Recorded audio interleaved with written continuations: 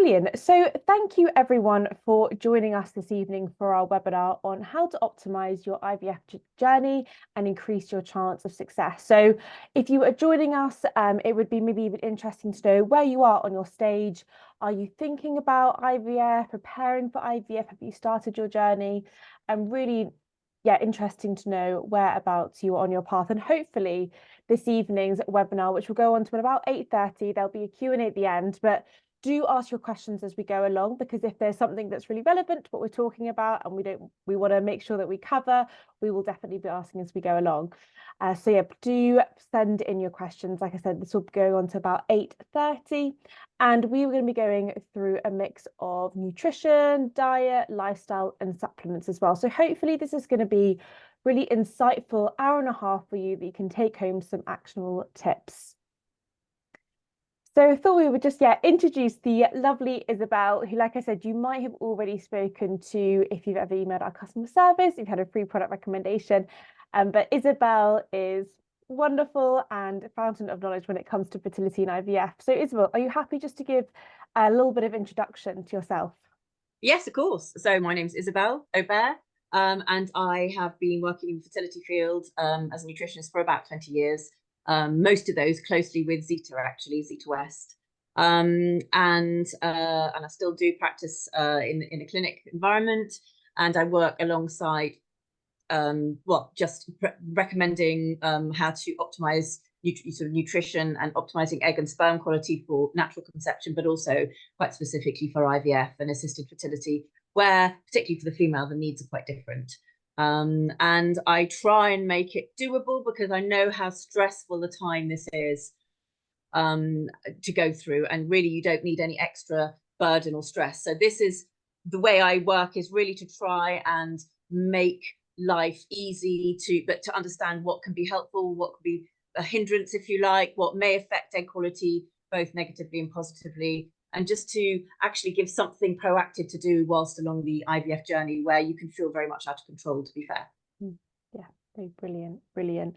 And yes, someone also just asked as well about if we'll be sharing the recording. So yes, we will be sharing the recording. So if you do have your notebook and pen at the ready, but if you do just want to sit and listen and then you can watch back, if there's any parts that you missed, don't worry, that will be sent out to you tomorrow. So yeah, don't worry about that. So let's start with diet, because I think diet is such a minefield. I mean, not even just going through IVF, I think just in general, diet can be a little bit of a minefield with all of the recommendations changing all the time, so many different things you see on the news, social media. So when it comes to just the foundations, what are the sort of tick boxes that we want to be thinking about when it comes to fertility nutrition? Well, and you're absolutely right, Rebecca. I think that there is so much you can read that is people get really confused and oh, I must cut this out and I must do that. I've got to do. Actually, we don't have to do anything. If we really had to follow a specific diet, the human race would have died out years ago, I think. But there are a few things that really can be helpful. I mean, probably a lot of you will have heard or read that the Mediterranean diet is very much a diet that's recommended for general health, actually, for general health and longevity. It's anti-inflammatory. It's linked with low incidences of certain cancers and heart disease. And from a fertility perspective, it's really beneficial in that respect. Although I would go one step further and add, make sure that you're taking additional protein. So I guess realistically, we're looking at a Mediterranean style diet, which really means lower in processed foods, lower in sugary foods and sort of chemicals and stuff like that. And Mediterranean, lots of brightly coloured fruit and veg, not so much meat, some dairy, some fish, pulses. Obviously, I know a lot of people are vegetarian and vegan as well, but so lots of pulses and nuts and seeds. So really eating food in its most natural state, whole grains, make it colourful, but eating enough protein. So protein is really important. And we'll talk about, I think, a bit later, won't we, Rebecca, sort of balancing your blood sugar levels, which is very much something that I think needs to be sort of looked at when you're looking at your nutritional status as well. Yeah, no, brilliant. So if we are thinking about a Mediterranean style diet, I guess that these are really the main food groups that we are prioritizing and thinking about then. Yeah, so essentially protein provides the building blocks of growth. So anything that grows requires protein. So as a couple trying to conceive, your protein requirements would be higher than if you're not trying to conceive. So actually, the Mediterranean diet, which is recommended from a longevity perspective, as we get older, we shouldn't be having so much protein. But from a fertility perspective, that protein becomes really important because that's what eggs and sperm are made of. And obviously, for an IVF cycle, the aim for a female is to stimulate the ovaries to mature several eggs if possible. So obviously, the first hurdle is to respond to the medications. But whilst your body is being stimulated, it is your job to feed them. And protein is very, very important. It provides the building blocks for growth. But it's not all about the protein. So whole grains will give you fiber, which is really important for the microbiome and for also for being able to bind with toxins and hormones and be excreted from the body, but to give you energy as well, and B vitamins. The fruit and veg, I can't even begin to emphasize how important they are, particularly the veg. The colors become really, really important, and they are really the basics of the antioxidants we'll be talking about a little bit later on. And of course, fats. So many people follow a low-fat diet these days, don't they, Rebecca? Which is just, you know, yes, you don't want to be eating deep-fried Mars bars all the time, of course, but, you know, you want to be eating good fats like oily fish, like nuts and seeds, like avocados, like olive oil. And actually, if you think about it, our sex hormones are made of fat. So, you know, we need to have it in order to be able to create and to ovulate, etc. And, you know, just for normal life and for living and for skin health and the mind and everything, it's really, really important. So those are the basics, but food in its most recognizable state, not being played around with, really, you know, in its most natural state, whole grains, whole foods. Yeah. And we will come on to this a little bit later, but just I think a few people as well saying in the chat, the point of their journey they were on. And I know that you mentioned about protein, how important that is when you're maturing as many eggs possible. If we do have people listening that have maybe already reached that stage, they have already gone through egg collection and they're waiting for implantation, does that advice change at all? Or is it still that Mediterranean diet, protein is still important here? You don't need so much protein. You need enough, because actually you need protein in order to thicken the endometrial lining as well. And of course, you know, once the embryo has been transferred, you know, you have to really eat as if you're pregnant. And protein remains important. It's also really important for blood sugar control, which I know I've mentioned twice now already, and we will talk about in a little bit. But so yes, Rebecca, you do need enough protein, but not as much as you would, because once your eggs are out, you can calm it down a little bit.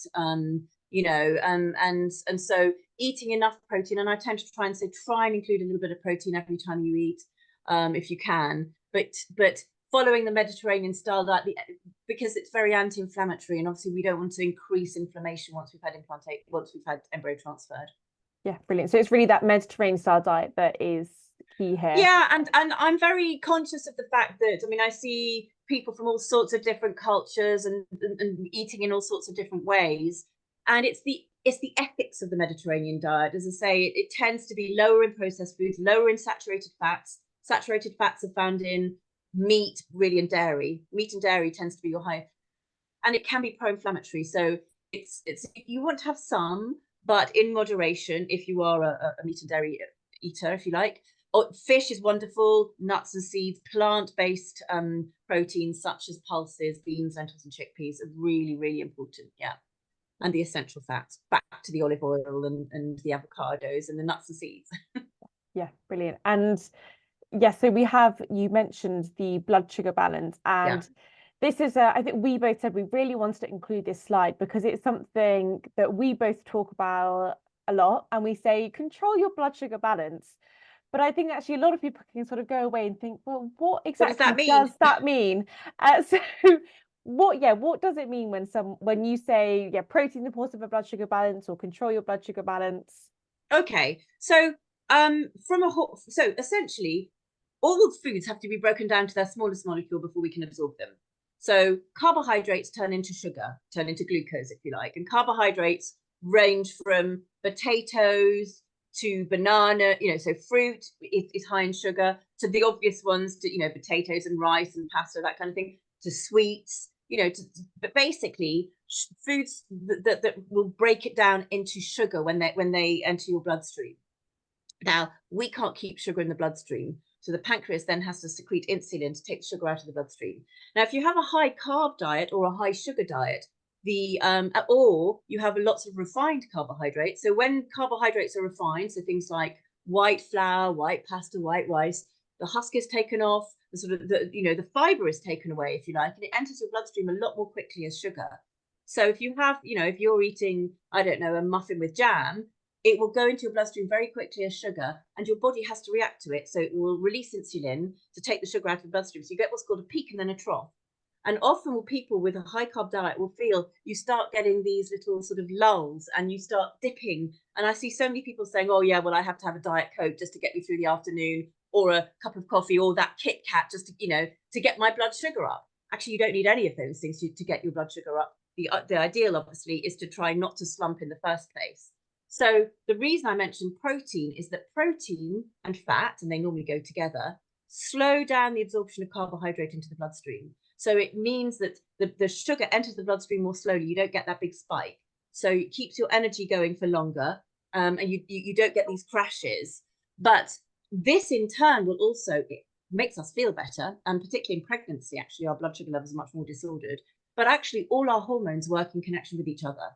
Stress hormones, sex hormones, thyroid hormones. So this hormone balance becomes really important when we're trying to conceive as much as we can. And blood sugar control is fundamental, because that will start from a nutritional perspective, helping to balance overall hormones. And that can help with PMS. It's very important with PCOS, where there is sort of blood sugar issues. But with stress, and lots of stressed people going through IVF, but when you're stressed, balancing your blood sugar levels is one of the best things you can do. So starting your day with a protein-rich meal. And that is why I say, try and include protein every time you eat. Try not to let long gaps go so that your body starts dipping. You don't have to eat every 3 seconds, of course. You need to leave a little bit of time for your body to digest. But try not to eat, and we're all different, to eat sort of two spaced apart. But including some kind of protein every time you eat will just keep your blood sugar more stable, and it helps, you feel your mood is better, your energy is better, you sleep better. That's just for starters. Yeah, no, brilliant. And just had a question in asking about diet for endometriosis. And actually, I would recommend, because that is a big topic, and we actually did a webinar a few weeks ago. So it's on our website, that webinar. If you just watch the first probably 20 minutes, and that will, Isabelle goes into a really deep dive there about diet. But if you can also just pop us a message as well, and we make sure to get that over to you as well, because I think that would be really beneficial. Yeah, and we're looking at inflammation, particularly for endometriosis. Yeah, brilliant. So yeah, hopefully that broke down some information about blood sugar balance, because I know it's something, like we said, really, really important when it comes to IVF, when it comes to diet, but can be sort of overlooked a little bit. And people are scared of it as well. And that's what, before we move on very quickly, that's another reason not to eat low fat, because it's the fat that's also important to keep your blood sugar stable. Good fats, of course, but that's why we don't want to have low fat foods, because you need that. They tend to be much higher in sugar. So it's just your body works more efficiently. Sorry, let's move on. No. We actually had a good question actually about protein powder. Someone said, I struggle with protein at breakfast. Is protein powder okay in, say, porridge? Yes, and I actually, yes and no. Well, yes, actually, generally, depending on what sort of protein powder you're having. I often recommend protein powders for women going through IVF, just to take the stress out, because people do struggle, and it's worrying when you've got to get more protein in, but you don't know what to do. So protein powder can be brilliant. However, ideally, I would recommend a grass-fed, hormone-free whey protein. But there are people who can't tolerate that, or who are vegan, or who might be dairy intolerant. A lot of the vegan protein powders are pea-based, and peas actually were studied as contraceptives back in the 50s. They contain a compound called enzylohydroquinone that has contraceptive properties. It was a rubbish contraceptive, I have to tell you, maybe 50% success rate, I don't know. But they left all the studies back in the 60s, so it's done and dusted. But what we don't know, and there is no study, so this is very much a what if. The aim of a protein powder is to concentrate a lot into a small amount. What we don't know is it full of enzylohydroquinone? Because if it is, and you're going through an IVF cycle, it might not be the most ideal. So I tend to recommend that one steers away. I haven't got any more basis than that, but it's, in my opinion, it's good enough. Another way of getting good protein powder in if you are not vegetarian is, again, grass-fed collagen peptides, because they're very easy. You can mix those, they're tasteless, but actually you can get quite a lot of protein from them as well. So the answer is yes, but get good quality protein powder as well, Yeah, brilliant. And then actually just really quickly, another question came in asking if there was any blood tests that you can do to give an indication of what your blood sugar levels are like, or how balanced your blood sugar levels are. I don't think, I mean, this is where the Zoe thing comes in, doesn't it, Rebecca? But which you can maybe explain about a bit. But from a blood test, yes, you can test your fasting blood glucose, but what it doesn't tell you is what your blood sugar stability is over the day, if you like. It will tell you that you're not diabetic or pre-diabetic, and that you are managing things, but it's not, this is not a clinical thing, is it, Rebecca? Really, we're not looking at a sort of clinically imbalanced blood sugar. We're looking at this from a more, oh gosh, holistic, sort of general and gentle sort of look, rather than a sort of clinical dips and dives, I think. I'm sorry, that's not explaining it very well, but it's not a clinical thing, is it? And I'm not sure there is one, unless you are a diabetic and you test your blood sugar every few hours or after you eat, and you can see, where you're up and down. But I don't think it's necessary. You see, I think also, unless you know that there are issues, it just adds a whole set of complication that probably you don't need. Yeah, I agree. And I think is what you mentioned earlier about if you were someone, maybe you have breakfast at 9 o'clock and by 10:30, 11, you feel like you're starving hungry, or you have lunch at 1 and half an hour later, you feel like you need to reach for a Diet Coke, a chocolate bar, you need to have a nap. That to me would probably be a sign that potentially there's blood sugar imbalance and you need to have a look at your meals. So I think first, look at how you're feeling during the day, look at your hunger levels, your energy levels, and that Absolutely. will then help, I think, build a profile. Yes, absolutely. And it's generally by reducing your carb portions, increasing a bit of protein, and making sure you've got some good fats going. That can be just and fiber, of course. Enough fiber. We're back to the whole grains as well. Fiber is really important for that as well. Yeah, brilliant. And then in terms of what depletes our body of nutrients, is there anything that if we feel like we're following a really healthy, balanced diet, but something is still not adding up, something's not quite right, what would then we be looking at? So, well, medications is one. So, I see a lot of people who might be on antidepressants, or that's the most common one, actually, probably antidepressants, or various sort of things like that. Antihistamines, I mean, various things that can potentially deplete the body in certain nutrients. I mean, lifestyle, we use the word lifestyle here. It's really, how you the sort of food that you're having, whether you're drinking a lot of diet drinks and things which are nutrient robbers. Actually, a high sugar diet robs you of nutrients as well. Taking painkillers, that's another one, actually, taking lots of painkillers as well. Too much exercise, so very high intensity exercise can actually be detrimental. So moderate exercise is really very much recommended. Very high intensity, it can deplete you in certain nutrients, obviously, because your body's working much harder, that it increases inflammation. Stress, of course, is a big one. Stress is a big one, and that's such a difficult one, because people go, well, how on earth can I change my stress?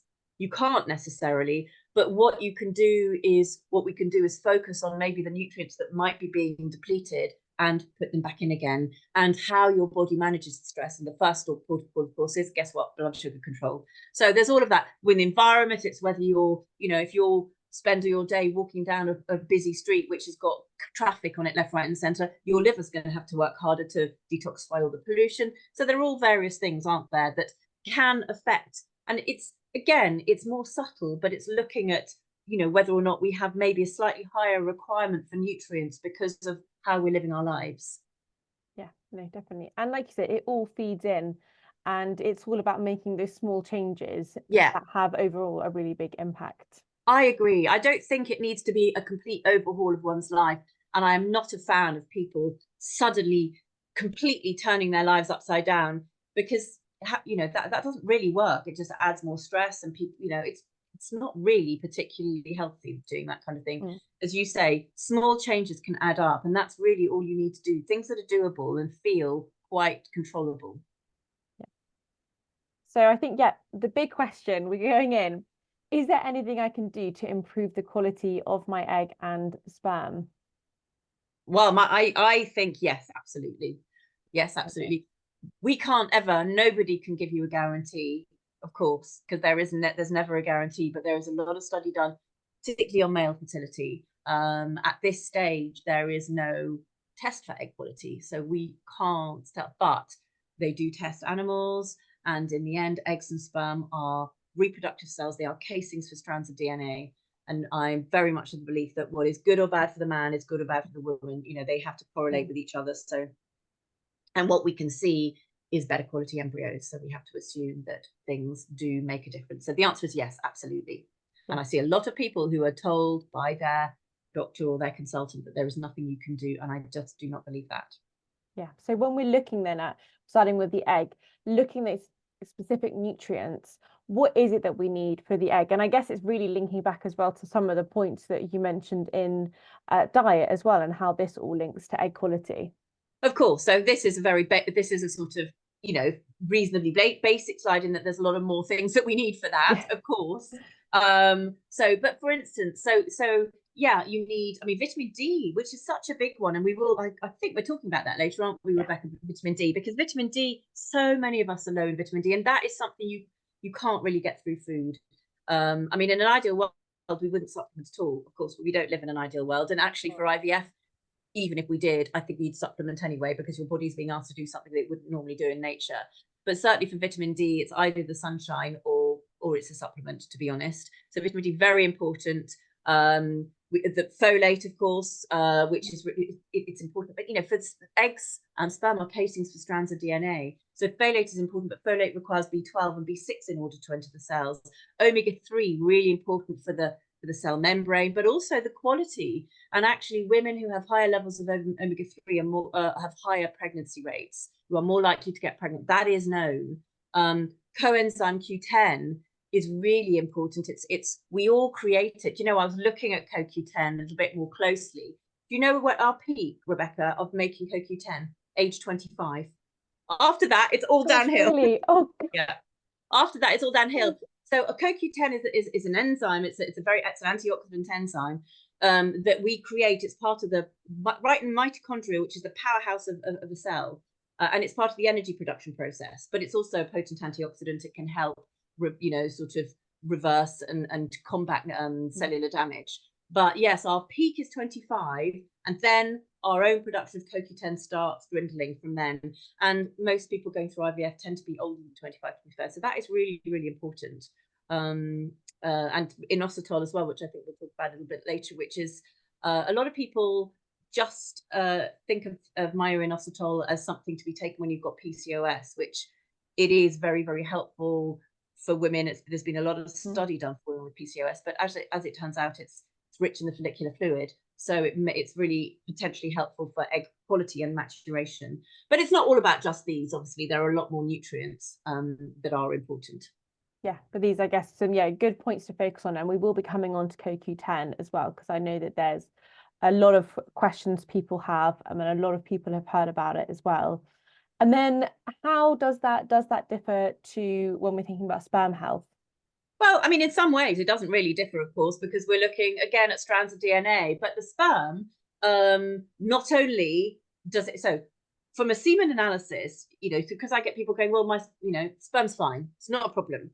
But a semen analysis will tell you what it looks like, how many you've got, how fast they're swimming, and which direction they're going in. If they're turning backwards, then that's not going to get very far. You know, if they're going around in circles, what shape they are, square head, can't enter the egg. Do you see what I mean? So it needs to look a certain way, and it needs to be able to swim fast, because they've only got a certain shelf life. So it needs to be able to be, you know, fast swimming, etc. But actually, it's the inside that's really important as well. So from a sort of motility, CoQ10, actually, funnily enough, is very much linked with sperm motility, as is selenium. So the mid piece of the tail, very rich in selenium, omega-3. And again, we don't always get enough omega-3 from the diet, and it's sort of concentrated in the sperm head, but also in the tail as well. So it's very important for the motility. And again, yes, folate, B12, B6, vitamin D. Folate, in fact, folate deficiency. Okay, we all know that women are told to take folic acid, which is the synthetic form of folate. We always use folate in our products, and I'm much more keen on folate because it's active and the body recognizes it. But folate is just as important for male fertility, and in fact folate deficiency in a man is potentially linked with miscarriage, you know, and that is something that I think is really important because a lot of men do not take multivitamins. They don't take folate or folic acid when actually it's really important. Zinc, very important, particularly, and zinc is often linked with sort of male health, and the seminal fluid is very rich in zinc. But antioxidants and the probiotics as well, because I think we're going to talk about the microbiome a bit later on, aren't we? It's something again that men often don't associate with a fertility sort of angle. Yeah. And so then when we're thinking about improving the quality of egg and sperm, what sort of timeline are we looking at here, and what are the steps that we should then be taking?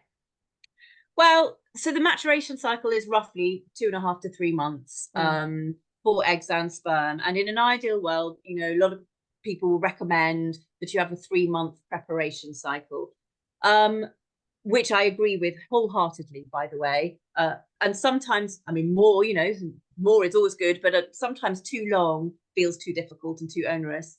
But it doesn't mean that you don't see benefits if you don't have that long. Because again, I see a lot of people who are going, oh, but I'm starting IVF in 3 weeks. I mean, that's not going to be long enough, is it? Actually, when you start, don't forget, that's not when you have your egg collection or your sperm collection. Generally, it's a good probably 4 weeks after that, depending on which protocol you're on. That's already given us 7 weeks. There is a lot that you can do, and I think it is never too late.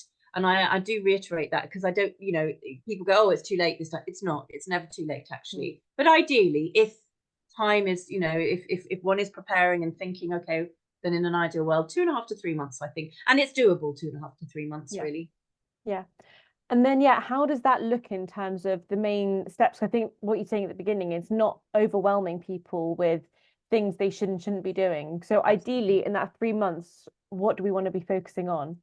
Well, I think, removing or reducing bad food. So remove, you know, look, we can't always remove everything. And sometimes if you cut everything off, you sideline yourself from your own life. You're almost looking down into it, which is no fun at all. And again, it's quite stressful. It does add stress. Don't underestimate these things. So it's reducing, if, you know, so I have people go, oh, well, we have takeaways 3 times a week. So I'm going, well, can we cut it down to once a week, maybe? And then, you know, but I don't like cooking. Fine, we'll find ways of doing, you can get, you know, ready-made, really good foods, you know, sort of whole grains, like, you know, quinoa and lentils and things in sachets that you can make into salads. You don't need to be master chef, but reducing a lot of fast foods, junk foods, you know, things like Diet Cokes, you know, a lot of people will be sitting there eating a bag of biscuits or a bag of Haribos after dinner, you know, looking at the alternatives. We all like something a bit sweet after dinner. I have no issue with that. Try and have a bit of dark chocolate preferably, or there are other ways of doing it. But so reducing rather than removing maybe, and always look at, you know, I would say, look at your diet over a week. Don't look at it on Tuesday and say, oh my God, I completely screwed up on Tuesday. Now I'm panicked. Look at it over a week, because if you've done good things for most of the week and you've managed to add extra things here and remove something there, that's great. You know, don't try and reach for the stars. It's too stressful. But yes, a Mediterranean style diet. So as I say, you know, going back to the reducing the processed foods, looking at whole grains and whole foods as much as possible. And balancing blood sugar levels, obviously, as we've had that discussion, very, very important, which is one of the ways of managing stress. But other ways of managing stress, you know, doing certain things, different people find different things helpful, but finding ways to try and manage that stress is really important. And yes, reducing inflammation, I think we're going to talk about a little bit in a minute as well, because inflammation is a big issue in our modern world, actually. And, you know, lots of things sort of increase inflammation. Again, I'm sort of banging on about stress a bit, but stress is one of it. But, you know, chemicals around us, you know, just sort of life in general, particularly our modern lives, can be quite pro-inflammatory. And there are lots of pro-inflammatory conditions. You know, I see a lot of women with endometriosis and PCOS, fibroids. This is all pro-inflammatory. And if you think about it, hay fever, that's pro-inflammatory. Asthma, eczema, you know, IBS, it's all inflammation. So it's looking at ways of maybe trying to manage that. You know, on the IBS, for instance, is if you know that X makes you bloated, then try and avoid eating X for a while and find something else, because, you know, anything that you can do to try and manage would be a really good idea, because there is such a lot going into an IVF cycle that without killing yourselves, it's worth making some changes, that is for sure. Yeah, no, I think that's really helpful. And a question actually that came in about sort of removing some foods and sort of changing your diet is about alcohol, and Yeah. how bad is alcohol for fertility? Should it be something that you're cutting out for sort of that 3 months period again, or is it something that maybe a little bit closer to maybe your treatment you could then remove? Well, look, probably in an ideal world, one should cut it out. But I'm not sure that's really beneficial. I do tend to say during your cycle, absolutely not. I mean, it's really better to remove alcohol during an IVF cycle. Prior to that, it's moderation, it's cutting it down, I think, and it's watching what you're drinking. So probably you know, a couple of glasses, 2 or 3 glasses of particularly red wine a week actually probably do you more good than harm, you know. And when I say 2 cups, it's not 250 ml glasses in one night, which is a bottle, obviously, pretty much. So, you know, there is a way of doing it. Yeah. But actually, if you've had a hard week, or you this or that, or actually you just want to relax with your partner or with some friends on a Friday night with a glass of wine, probably do you more good than harm. So I am not a fan. I'm actually even not a fan of taking out all the, you know, I sometimes have been known to say to people, I'd rather have a glass of wine than a Diet Coke, but actually I'm not sure that's probably that helpful. But actually, even things like the Diet Cokes, the foods that I've sort of mentioned that are maybe bad, I don't like taking those out completely, because people like them. You know, we have to have a little bit of joy in our lives. So it's being moderate. It's certainly moderation. It's trying not to drink too much in one night. It's drinking a lot of water. It's sort of quality rather than quantity, but it's not necessarily cutting it all out, because again, it can be, that can actually cause more stress, which can be sort of detrimental. And the reason, by the way, we recommend red wine is it's rich in antioxidants. Red wine or Guinness are the ones I tend to recommend. Yeah.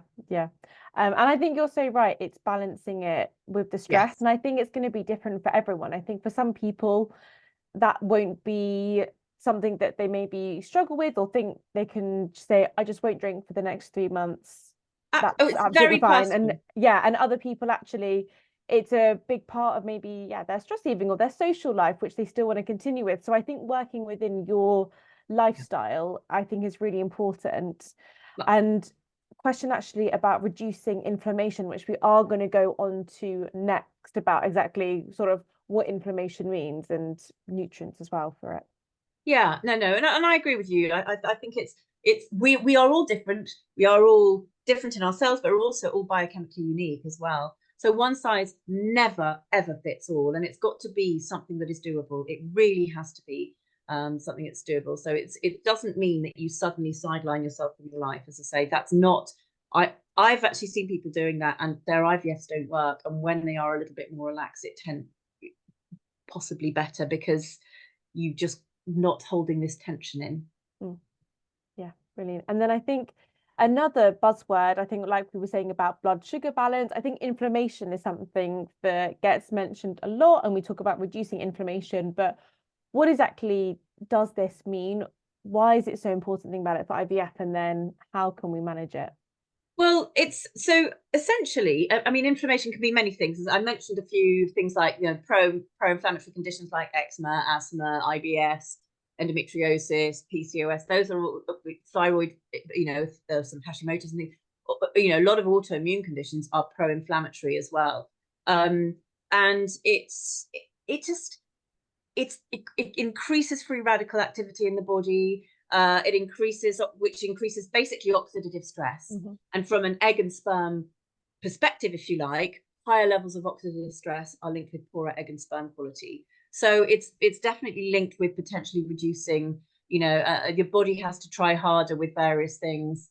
It's a very difficult one to quantify, to be honest, inflammation. Yeah.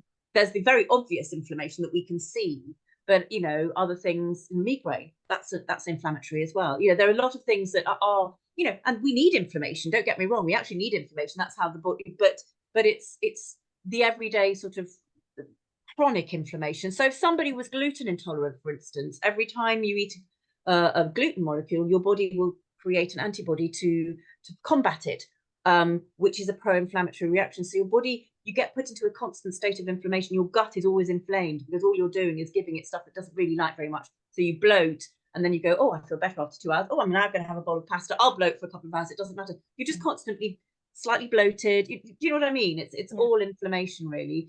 But also some of these things that are in this slide are very much linked with certain conditions, such as endometriosis, eczema, actually, asthma, and things like that. And these are all anti-inflammatory nutrients, in fact. Omega-3, as we mentioned, which is quite hard to get from the diet, really, because even if you're a fish eater, we're not recommended to eat too much fish, you know, from an environmental perspective, but also from a toxic perspective from our waters. So got to be a little bit careful with that. We are often low in magnesium, and magnesium is very quickly used up when you're stressed. Actually, a lot of people don't have that much magnesium in the diet. And from a fertility perspective, it's really important for both male and female fertility, egg and sperm quality, sperm motility. You know, it's important for all aspects, actually, implantation, vitamin E, vitamin D, we talked about again, of course, vitamin E, and vitamin A. That is vitamin A, isn't it? That's it, yes. It's on that side. Yeah. So vitamin A, which is always a bit of a sort of an issue, because a lot of people get freaked out when they hear vitamin A, because we're all told we can't have vitamin A because it's dangerous in pregnancy.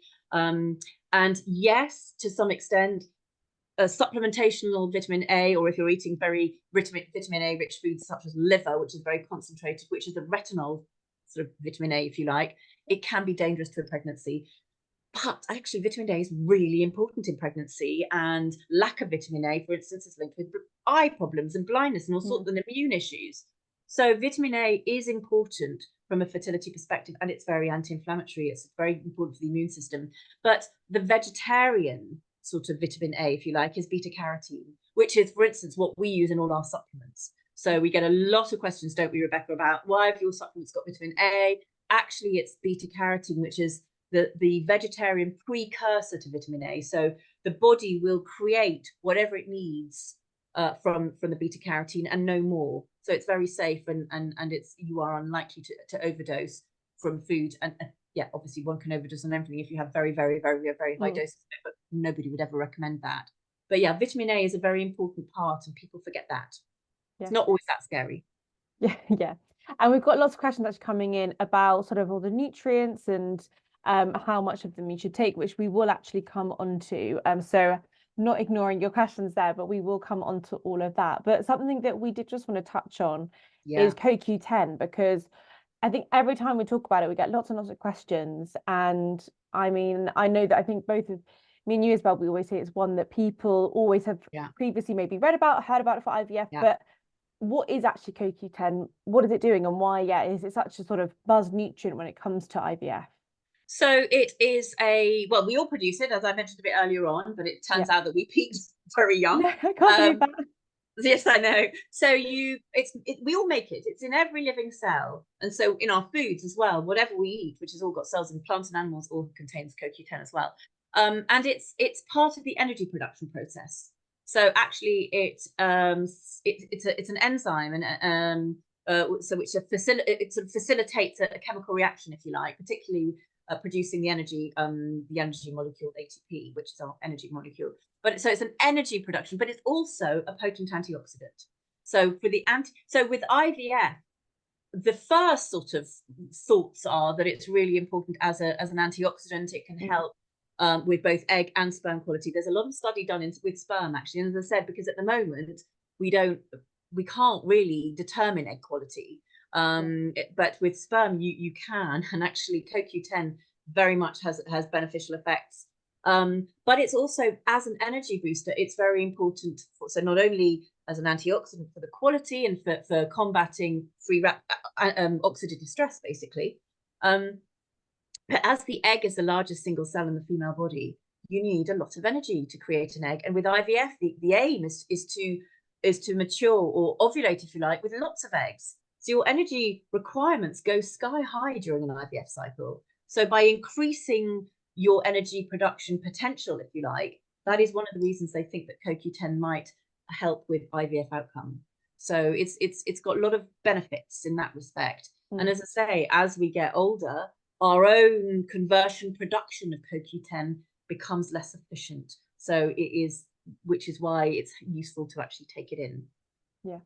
And in terms of what point of the IVF sort of journey you want to be taking CoQ10, is it throughout? Is it just when we're thinking about energy production, just prior to egg collection? How does No, that look? because it's great for egg quality and sperm quality, and because we know that eggs and sperm, take 2.5 maybe to 3 months to mature, I would start it sooner rather than later. That's for sure. It's we tend to recommend that women stop taking it before transfer. And that is because there is actually not really any known toxicity, if we're honest, but there is a lack of study. And if there is no study in early pregnancy, we can't really recommend something because you can't have any surety of it. And that is why we say stop it either after egg collection or at transfer. That is the reason, not because actually it is dangerous. It is not thought to be toxic, but we have, and actually its job really was to help with egg quality and energy and stuff. And once you've had the eggs out, you're onto a different sort of step of the cycle, so you don't need that anymore. Yeah, brilliant. And then slightly confusing, I always think, 2 types of CoQ10, ubiquinone, ubiquinol, which sound very, very similar. So yeah, how do they differ, and what is the one that we should be looking out for? So ubiquinone is the traditional sort of, it's what's called an oxidized form of CoQ10, which actually needs to be converted in order to have action within the body. The body does use both, and it can flip between the two, but you have to, if ever you need to convert something, there is an energy requirement. You use up nutrients in conversion, so it's less efficient because you're not sort of going right to the bullseye, if you like. And ubiquinol is already activated. It's the active form, and therefore there is no conversion needed. So the body uses it more efficiently and uses it all of it rather than wasting potentially some of it. And as we get older, oh joy of joys, our conversion potential is less efficient as well. Not only do we make it less, but we don't convert it very well as we get older. So it's always better, therefore, to have something which is already active, because then you use it more efficiently. Yeah. And I find a lot of time when we're looking at dosages of CoQ10, I have a lot of people say that I've been recommended 600 milligrams, which sometimes actually that can be looking at the inactive form, ubiquinone, because your body can only convert a certain percentage of it. But like the stat at the bottom, 3 to 5 times more bioavailable using ubiquinol, which basically means it's more, your body can use it that much more effectively, which is why ubiquinol, we're normally looking at about 200 milligrams of a dose. Yeah, and sometimes less is more, isn't it?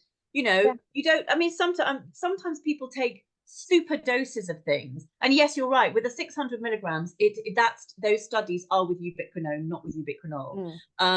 But actually, yes, sometimes more is more, but sometimes less is more. Sometimes because we can't always use everything up, so you don't always need to have mega doses actually to function more efficiently, because if it's a mega dose, the body has to do something with it as well. Yeah, definitely. And then just some information. I mean, I think we've mentioned a few of these already before, and there are so much CoQ10 is doing, but just briefly on male fertility, why it's important. Well, so male fertility, it's there are definitely studies done, so it can help with, it's particularly thought to help with the motility actually, but it can help with the count. But actually, it's also been shown to improve sperm DNA fragmentation. And as I said a bit earlier on, a semen analysis will tell you the look of everything, i.e. the motility, the count, all of that. But what it doesn't tell you is what it looks like inside. And what a sperm DNA fragmentation is that it's how highly fragmented the DNA is. To be honest, I don't really know what that means, I guess, but essentially, if it is too fragmented, if the DNA fragmentation is too high, it's over a certain percentage, it would indicate sort of poorer quality and some damage in the sperm. And the treatment for this actually is increased intake of antioxidants. There is no medical treatment for it. And I've seen really great improvements, by the way, in sperm DNA fragmentation. But one of the ones is CoQ10. It can reduce sperm DNA fragmentation. So that is really very positive, which is the quality. So that is the quality of the DNA. So it's all very well getting from one place to the next, but it's what you then discharge, if you like, into the egg that's really, really important. Yeah, I know Zita always says that, doesn't she? The most important role of the sperm is to get that DNA into the egg. So absolutely, it's so important thinking about that quality. Absolutely. And yeah, and then in terms of female fertility, what is CoQ10 helpful for? And so again, it's for the antioxidant status, which is protecting against oxidative stress. And we've discussed that oxidative stress is linked with poorer egg and sperm quality, actually. So it improves mitochondrial health, and so reduces aging, etc. And actually, CoQ10 is linked with more eggs retrieved, and better quality embryos. So definitely that there is that link. And again, we're looking at the energy. Potentially, which is maybe one of the reasons why there are higher, there are more eggs. We don't know, obviously, but because it's not all sort of, it's multifaceted, isn't it? It's never just one thing, but it's got a lot of benefits. And yes, antioxidants, and actually it's anti-inflammatory. CoQ10 is also very anti-inflammatory, and we're back to potential inflammation, which is so yeah. And one question just came in actually is, could men take Proxine in CoQ10? Yes. Yeah. There isn't any CoQ10 in Proxine. So Proxine is more directed at sort of count and motility and stuff like that. So actually, I think CoQ10 can be really helpful in that. Yeah, brilliant. And then so I know we have had a few questions about the specific nutrients and supplements, which are going to come on to next. But just before we do that, just touching on mindset, because I know that you've mentioned stress a few times today, which we know it is so important. But but it is such an important point. And I think, is there anything else when we're thinking about mindset that we should then factor in? Well, I think, again, you can stress yourself out about stress, which is not particularly helpful either. We all have a degree of stress, and different stresses affect different people in different ways. And you have to live your lives, but it's really knowing what stress does to you. So some people, if it affects sleep, for instance, finding ways of helping with sleep. Magnesium can help with that. We'll talk about in a minute. But magnesium, how you eat, balancing your blood sugar levels. It's, reducing your caffeine, reducing your sugar, all of, warm baths. I mean, there are various things you can do, listening to soft music. It's whatever we all relax, if you like, in a different way. Exercise is one of the ways. In fact, a lot of people find that exercise is really important for the mind-body connection and stress management. But it's trying, sometimes it can be overdone. It's trying not to over exercise as well, because this very high intensity can then have a negative effect. It increases inflammation in the body, actually increases cortisol, it increases. So it's not ideal, and it uses up a lot of nutrients, obviously. And when you're very high intensity exercising, of course, your blood flow is directed away from your internal organs, which is not particularly what you need. So it's looking at what works for you. Different things work for different people. Being away from their screens, watching a funny film, walking outside, looking, it's having acupuncture, having reflexology, having a massage. I mean, it's really what works for you. But it is it's how you also look after yourself, I think, is really, really important.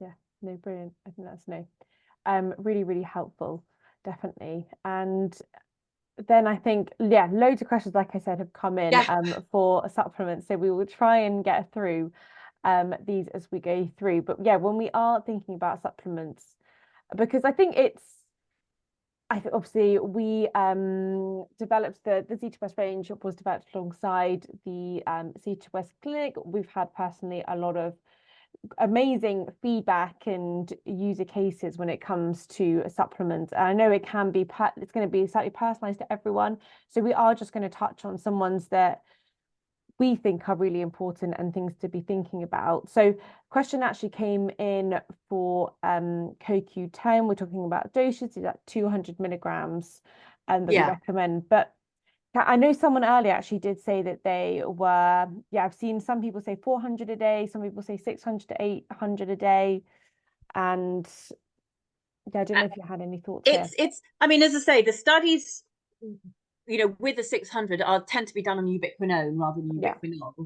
And so the thinking is you need less ubiquinol. But as you say, Rebecca, with the studies the clinical studies that you have particularly seen, and particularly in the how the Kaniki ubiquinol is created is because the 200 milligrams seems to be the magic number. I mean, it is. I don't think you need to go for much more than that. It's sometimes, and not everybody tolerates. That's another thing actually we need to say. Some people find that too much makes them feel a bit weird and wired actually as well. So I would probably certainly go for 200. You could add a bit extra during your stimulation if you wanted to, when the energy requirements are really higher. It's one of those things, we don't really know, do we? Yeah. No, I'd say see what works for you. And I think also we're going to be thinking about it is with supplements, there is obviously going to be a bit of a cost associated with all of this. So I think if you can take a lower dose, it's going to be preferable in that sense, and slightly easier that you don't feel like you're taking loads of capsules a day. Yeah. So I think, and something to look out for, I think that's really important when you're looking at a CoQ10 supplement, make sure in the ingredient list, the nutritional table, it says ubiquinol or ubiquinone, because I think that's always a bit of a red flag for me if it doesn't specify which one. And look out for the Kaneka. You can see a little bit the Kaneka almost stamp of approval, because that's the one that's been clinically researched over 30 years now, that has the studies for male and female fertility. So that's definitely two things I would be looking out for when you're getting a CoQ10 supplement. Yeah, because they're not all created equal, are they? Exactly. Yeah. Exactly. And then vitamin D, again, people asking, what form of vitamin D do you recommend and what dosage to recommend? So the form is, well, D3 is the form, which is what ours is in. If you're looking for a vitamin D supplement, but vitamin D is fat soluble. So a lot of people take vitamin D tablets, but in a tablet, there's no fat. So I find that people who take tablets often have to be on a much higher dose long term, which is not necessarily ideal. Ours is a spray, which makes it quite easy. You just spray it into your mouth, into the side of your mouth, don't you? And it's got, is it created with coconut oil? Am I right in thinking that? Yeah, coconut oil. So it has, again, that natural fat source. So it's got the fat, which is, and the dose, this is a hard one because, again, we are all different, and it depends whether you're winter, whether it's summer. It depends probably what ethnic background you come from.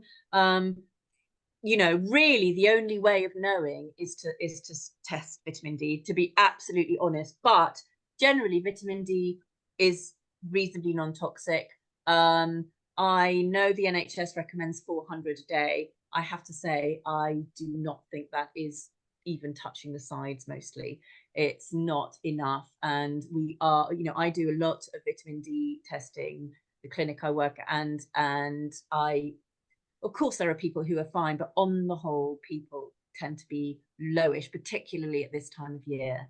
And it's potentially maybe not, a coincidence that IVF stats are better in the summer than the winter. That could be down to the vitamin D. So it is. So I'm sorry, I know I haven't answered that question as to what the dose is. That's a hard question. Look, we tend to recommend in our multivitamins. There's 1,000 I use anyway, which is, but I personally probably certainly in winter don't think that's enough. I think you can go up to more than that. But what I don't think, what is taking a high dose long term is not recommended, because vitamin D is fat soluble. It gets stored in fat cells. It's not like a B vitamin or vitamin C. You don't pee it out. So it can build up and build up and build up. And the aim is really to think, okay, I've never taken vitamin D. Maybe I'll take, 2 or 3 sprays for a month or two, and then I will calm it down. Do you see what I mean? Or if I'm in the summer and I'm able to walk outside with bare arms and things like that, not wearing factor 50, then whereas midwinter, it's probably worth taking a little bit more, but it's always shortish term. It's really very difficult. And if anybody is worried and you are able to get your GP to test you, then I would highly recommend that as a starting point. Yeah, no, brilliant. That's really helpful. And then another one that I think we have mentioned today as well is We actually normally this is the first one that we're on, NAC, which again we spoke about antioxidants a lot, and NAC helps the production of glutathione, which is a really powerful antioxidant in the body. But specifically in terms of IVF, why is this again quite a bit a buzz nutrient, I would say again? Yeah, I love it. It's great as well. It's as we get older, it's good for all sorts of things. It's been studied particularly with what let's go to the quality. We know, for instance, it improves sperm DNA fragmentation. There we are. There's the starting point, which is great. So my view is if it does it in the sperm, it's got to do it in the egg, probably. But so it's a potent antioxidant in that respect.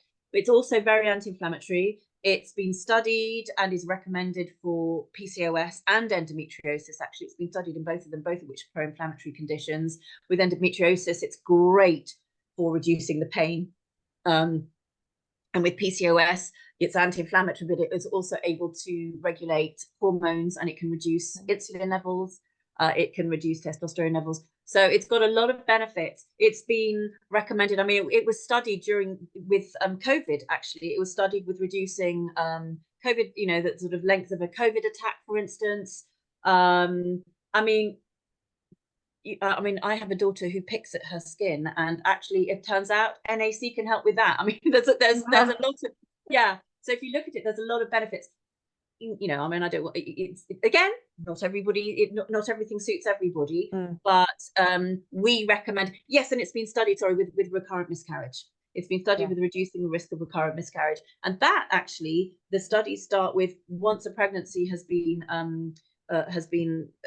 confirmed, then folate actually and NAC really increases the chances of continuing, past 20 weeks. But actually taking it prior to conception as well may help chances of implantation. But if it's going to be an antioxidant, then what's not to like, really? So that's why we recommend it in our IVF pack, because it's got these benefits. Yeah, brilliant. And someone actually just asked tomorrow, can I take NAC throughout? Which I think, yeah, you said that is completely fine. They said, yeah, they have PCOS. Oh, definitely. So again, with PCOS and endometriosis, the studies are done with higher doses, if you like. It's always better to start low because, as you know, like with everything, not everybody gets on with everything, and sometimes less is more. But certainly once embryo transfer has happened, or if you are trying naturally and you get a positive and you want to stay on NAC, I would keep it to the 600 milligrams, which is 2 capsules of ours, keep it to that. And that's what the studies are done on, actually, to 600 milligrams. I mean, you can take more, but I'm not sure it's necessary. Yeah, just comes back to that, doesn't it? That your body can only sort of process and use so much nutrient. Well, sometimes also, particularly when you're pregnant, again, I don't think mega doses of anything are always that helpful. I think, Yeah, no, definitely. And then something that you mentioned earlier, inositol is often mentioned around PCOS. Yeah. But inositol is also rich in the follicular fluid surrounding the egg. So how can it be used then during IVF prep? So, and also for men, actually, guess what? It improves sperm DNA fragmentation again. Hurrah!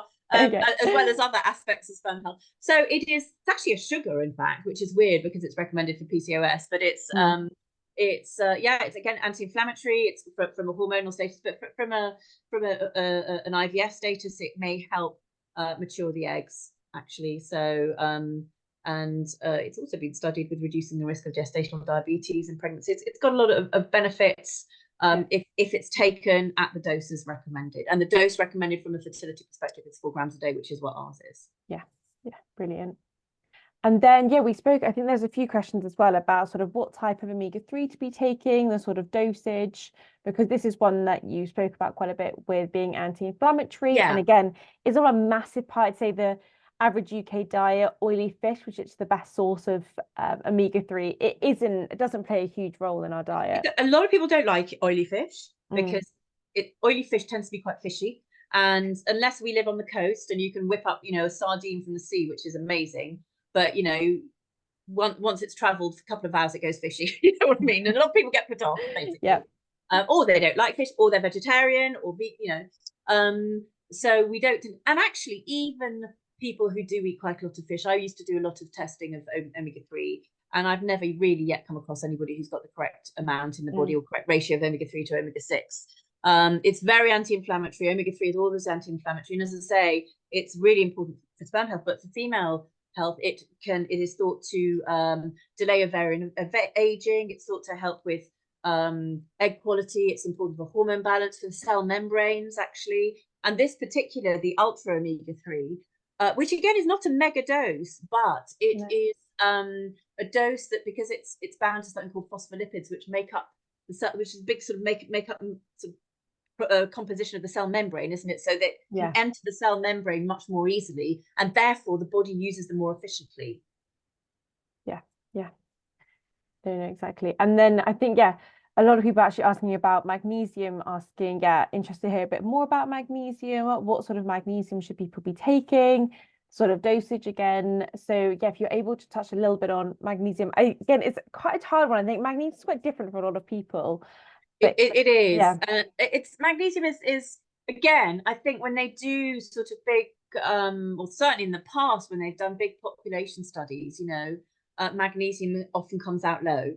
And I see a lot of people who really do benefit from magnesium. They sleep better, they feel calmer, they feel less anxious. So it's actually known as nature's tranquilizer. That's one thing. But actually, from a fertility perspective, it's good for egg quality. It's good for sperm quality as well. It's been studied with male fertility as well as female fertility.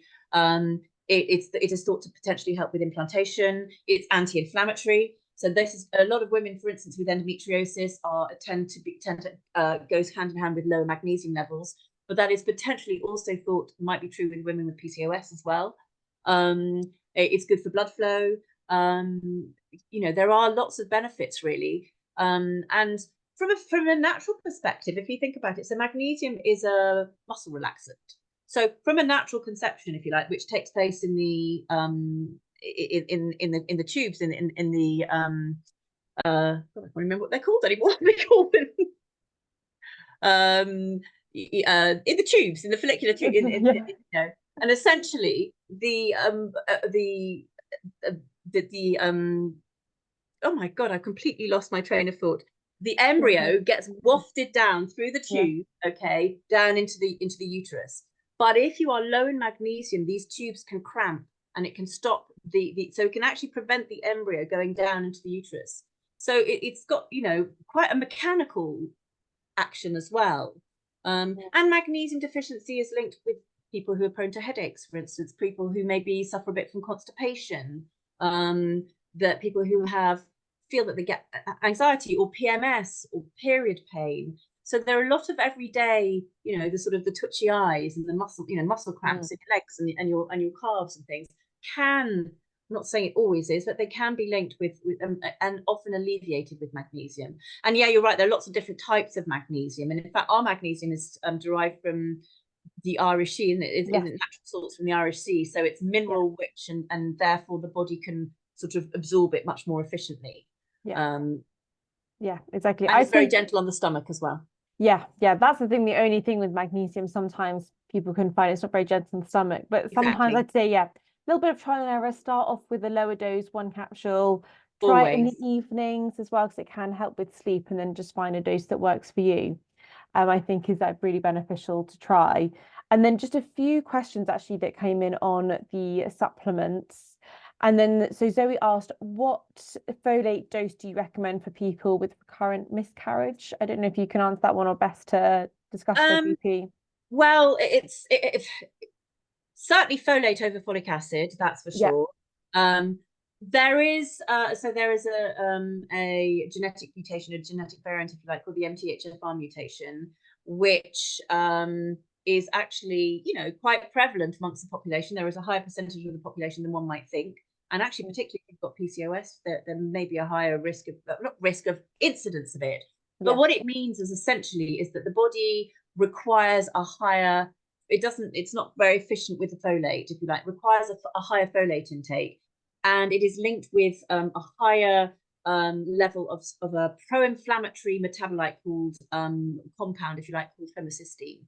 And high homocysteine levels are potentially linked with miscarriage. And homocysteine requires B12, folate, and B6 particularly in order to be broken down. So this is another reason we know that folate requires B12 in order to function properly. So there are, if this was an issue, then there are two different types of MTHFR. One is from one branch of the family, which is called heterozygous, and I would tend to recommend about 800 micrograms a day. So in the UK, the recommended dose is 400 micrograms. So no UK multivitamin will have more than 400 micrograms of folate in it, pregnancy one.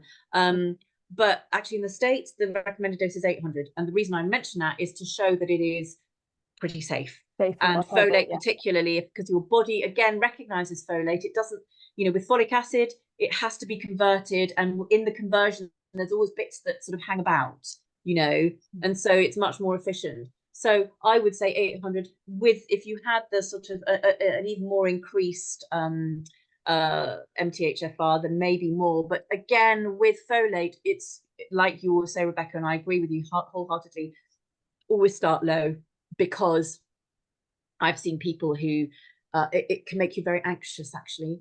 So too much, and people don't, because we maybe feel a bit anxious anyway. So, and the same with taking too much CoQ10, actually. Sometimes people pile on high doses of things and they don't feel great, but they don't sort of necessarily put it down to the supplements, but it can be to do with the supplements as well. So it's better just to take things a little bit slowly. But I would say probably definitely 800 micrograms should be a safe dose, and tends to be well tolerated, but it's a difficult question.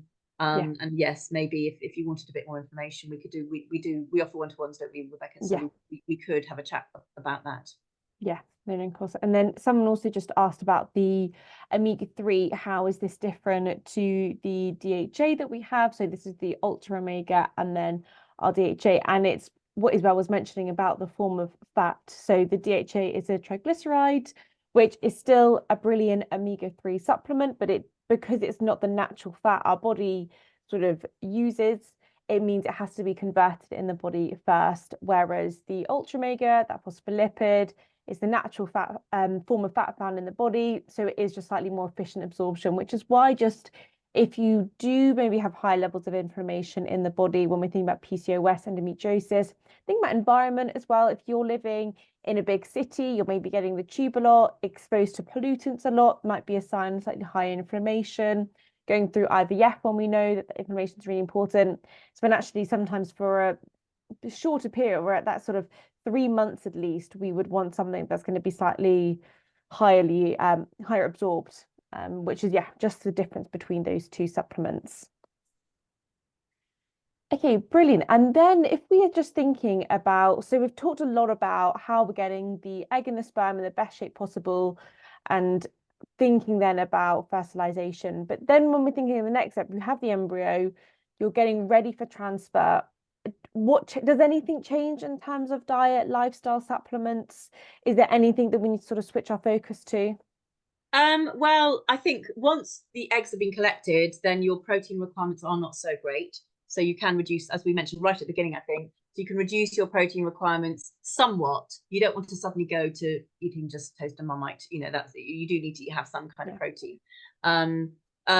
But essentially, that's probably the main difference. You really want to keep up with blood flow, of course, because the better the blood flow to the uterus. I know that we will discuss the environment, the uterine and vaginal microbiome, which in a bit, which is important. And keeping your antioxidant status, because a rich endometrium is really important for implantation. But essentially, people always think that the 2 week wait, you have to do very different things. I'm sort of not sure that you do, to be honest. I think you just you want to avoid foods that might be unrecommended or not recommended in pregnancy. Obviously, but you want to carry on really like you've been doing. The main difference being that you don't need to sort of go hell for leather on the protein. And with embryo transfer, obviously, as we mentioned before, if you're taking, you can reduce your supplements. So if you're taking Pinique Bicanol, you can stop that at transfer. You can stop the inositol and folate at transfer. You can, if you've got the IVF package with the VitaFem Boost, which is an antioxidant support, you can stop that as well, because those are all more geared to the egg quality, aren't they? I would stay with the NAC though. I would keep up with the NAC. Yeah, brilliant. And then actually a question that was asked earlier by Tamara, which I think links quite well with what we're talking about blood flow. And it was, what is your thoughts on acupuncture? And yeah, because they had it prior to natural FET, but they're unsure whether to continue or not. Obviously, acupuncture is not at all my discipline. However, I work with a lot of acupuncturists. I think that I know that there are a lot of studies. There are a lot of studies that are done around IVF, particularly, and the benefits of helping with embryo transfer, embryo implantation. So, and it's great for blood flow. Yeah, acupuncture is great for blood flow, and also a lot of people actually. I mean, it's good for hormone balance. It's good for all sorts of things, medicinal things actually, or body sort of things. But it's also, a lot of people find it very relaxing, and that's got to be a benefit too. But realistically, you are better to speak to a fertility acupuncturist who is able to discuss this a little bit more in, well, with knowledge that I have not at all to do with acupuncture. No, that was really, beneficial. And then, you mentioned, the uterine environment and why that is so important, and something that we talk about, the probiotics, and I know that it works well with NAC as well, and this sort of vaginal microbiome, which is a relatively new concept, but still very important, I think, when it comes to IVF. Well, absolutely. Well, I mean, do you want to sort of speak a bit about this, Rebecca, or do you want me to? Of course, why don't you go for it? You go for it. No, so we have different environments in our body that bacteria live in. The big one that we hear about is the gut microbiome, which we always think about being a very rich ecosystem, very, very diverse. And then we also have a environment in our vaginal and endometrial microbiome, which is a very more specific because it's rich in this bacteria called lactobacillus. And when we're thinking about lactobacillus, its role is to keep the environment very acidic, to deter pathogens. And day to day, this is really important for reducing things like UTIs, bacterial vaginosis. But there's also now a lot of research showing that having a dominance of this bacteria, so actually over 90% of lactobacillus, is associated with better outcomes when it comes to IVF, both when we're thinking implantation during that 2-week wait, and then also full-term pregnancy as well. So I think it's something being introduced a little bit more into IVF clinics, is these Alice and Emma tests, which is looking at the bacteria that you have in your vaginal and endometrial microbiome. So it's definitely something that I do encourage people to look at. And I think thinking about how your gut's health is, thinking about, like we were actually talking a little bit about earlier, things like bloating, maybe diarrhea, constipation. Is there any signs that your gut is maybe a little bit of out of whack, which would, for me, which would point to maybe that there's an imbalance in your vaginal microbiome? Things like PCOS, endometriosis has been linked to less of these bacteria. Yeah, absolutely. Yeah, on antibiotics as well. Or if you do have recurrent UTIs, again, that is a very clear sign that there is an imbalance. So yeah, it is something that we do recommend, actually looking at a specific probiotic. And the one we have FemC is different from a gut probiotic because it's actually that species of lactobacillus which are found naturally in that microbiome. And actually, also, and I see a lot of this because when you are going for an IVF cycle, so it's, excuse me what I'm about to say, but you spend a lot of your time with your legs open and people fiddling around, and a lot of people get UTIs or infections actually. So it is really important to, I think, more so now than we've ever realized. Because harmful bacteria can access more easily, basically. Yeah, no, definitely. And then the same actually we have the female microbiome, and actually there's a male microbiome as well, which is, I think, still very, very new research, but lots of research around actually the bacteria that men have in their semen and how this is interacting with sperm. So it's not quite the same in one specific type of bacteria. Again, actually, it's a little bit more similar to the gut, that sort of mix of bacteria.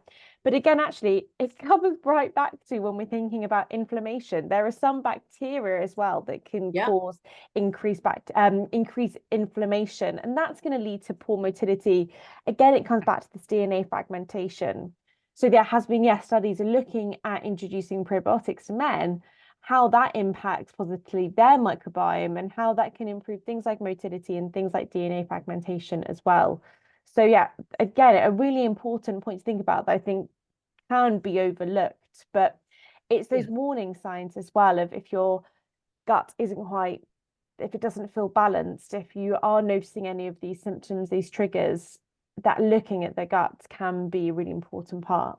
Absolutely. And the gut, of course, is the largest immune organ. So it does affect the way our sort of bodies work. So it is really important, I think. Yeah. And then just the last bit before we move on to the questions, and I think you mentioned a bit of this I think I mentioned a minute it, yeah. ago. Yeah, 2-week wait. Really, I'd say you mentioned about some of the supplements you should stop, and I guess exercise, exercise is still good, but being mindful Not of the well, time. actually, you don't want to be exercising during an IVF cycle at all, really.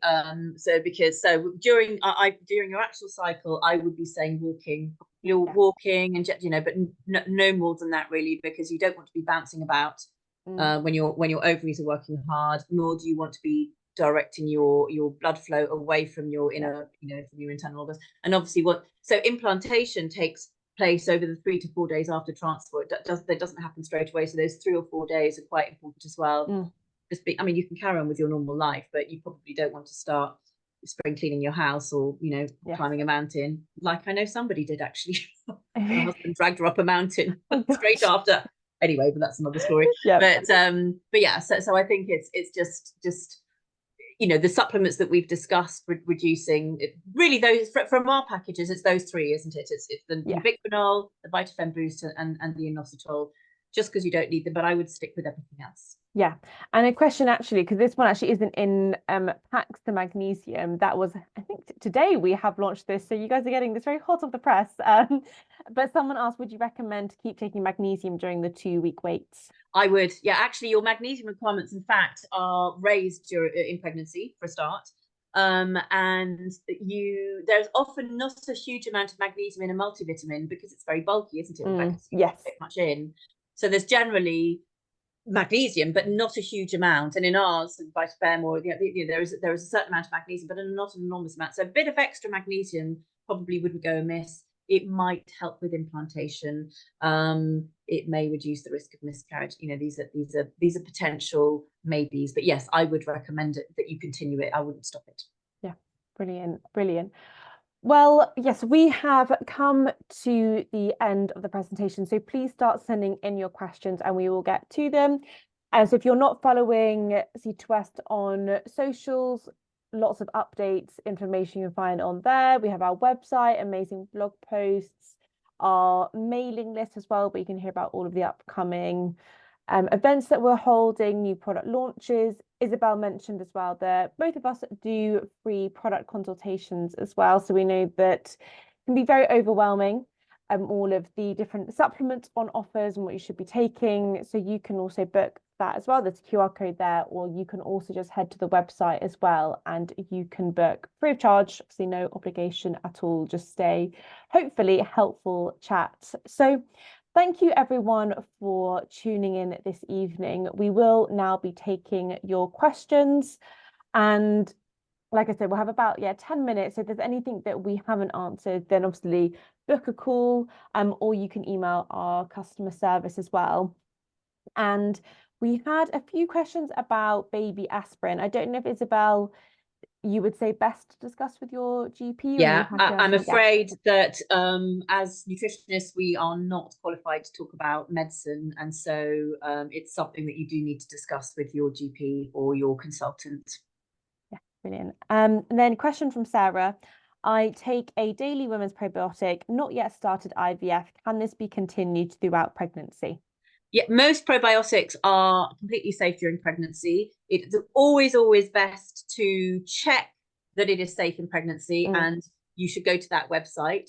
But actually, there are some brands do probiotics that are specifically recommended in pregnancy anyway for pregnant women. So I actually do think it's a good idea to take a probiotic in pregnancy, because I think a lot of immunodeficient mothers are giving birth to immunodeficient babies these days. And I think that boosting the immune system with actually omega-3, vitamin D, and probiotics in pregnancy have been found to reduce the risk of allergy in the child. So the answer is, on the whole, most probiotics are safe, but you just need to check, because obviously they're all slightly different and some might have different things in them. So it's always worth checking that it is in fact safe in pregnancy. And the website should always tell you, I believe, that it should be in the FAQ, shouldn't it?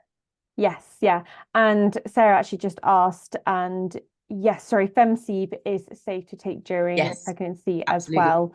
And actually, the vaginal microbiome remains important throughout pregnancy. So that is more specific for the vaginal microbiome, but it actually, the health of the microbiome does help improve pregnancy outcome, doesn't it? Yeah, definitely. Right, brilliant. Just looking at and someone asked if it's fine to buy the pack to start to conceive directly. I can So they think they are asking that so if you're having the IVF pack, can you still continue trying to conceive naturally, but you're not going to overdose on anything? No. Absolutely. And again, should you find out that you're pregnant, you just stop taking the 3 that we've discussed. You can carry on with the others until you finish them, and then you move on to the pregnancy ones.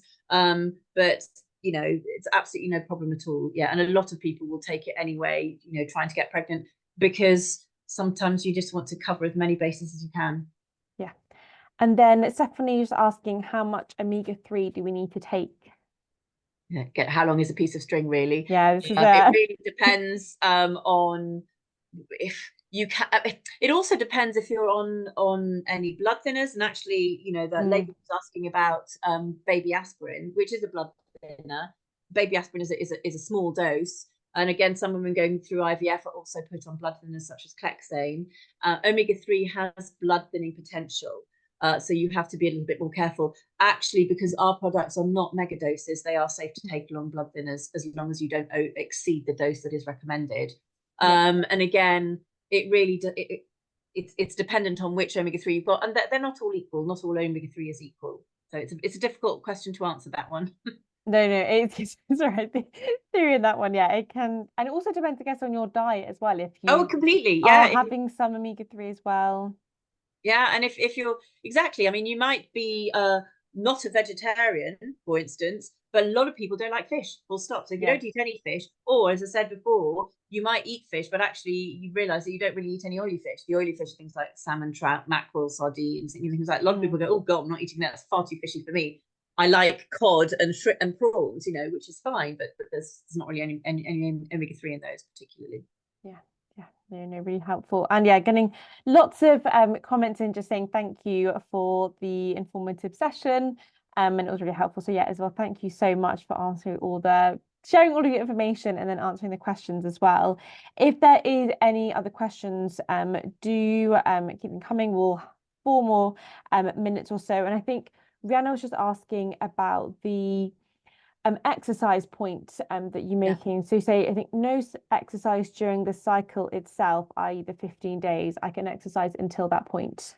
Well, yes, but my again, be careful on the intensity of your exercise, because if you are doing quite a lot of exercise and suddenly you go from up here to down there, your body's going, "What are you doing? Hello, what are you doing?" You know, it can shock your system a little bit, if you like. And actually, also don't forget that while you are in the lead up, you are maturing your eggs, so your eggs are maturing. So exercise is all good, and I absolutely don't think you need to stop exercise. But if you are prone to doing quite a lot of exercise, you should certainly start moderating it, so that when you start your stimulation, you are, as I say, walking and stuff. You know, I mean, it's very much dependent on also what your consultant advises, but most people, as far as I'm aware, are told not to exercise too much, because for the obvious reasons, really, for the obvious reasons. Actually, you don't always feel like it, if I'm honest, but yeah, brilliant. And then a really good question actually from Becky that was saying, it's hard as you buy a multivitamin for pregnancy or preconception with a lot of the nutrients that we discussed in, but then we should also be taking extra individual supplements on top. It's really tricky, because there are some things that you can then be worried that you're having too much of in the multivitamin. I know we mentioned about magnesium, that actually can be because of, sometimes it's just the practicality of, if you were going to get the recommended dose in one multivitamin, it'd be 6-8 capsules a day. But I would say, Yeah. as I don't know about you, that I think starting with the foundation nutrients and then Yes. looking maybe at what your body needs specifically, looking at your diet, lifestyle, and thinking, what do I add on? Thinking about price as well. I think that comes into it and how much.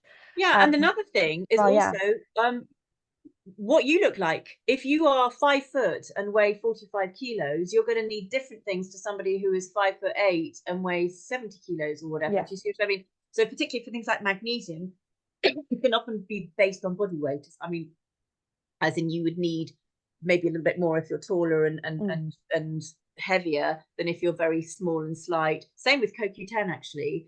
If you're, some people can be more sensitive. So it is dependent, but I agree with you, Becky. Always start the foundation. I think is great, and adding to that, but don't start with megadoses.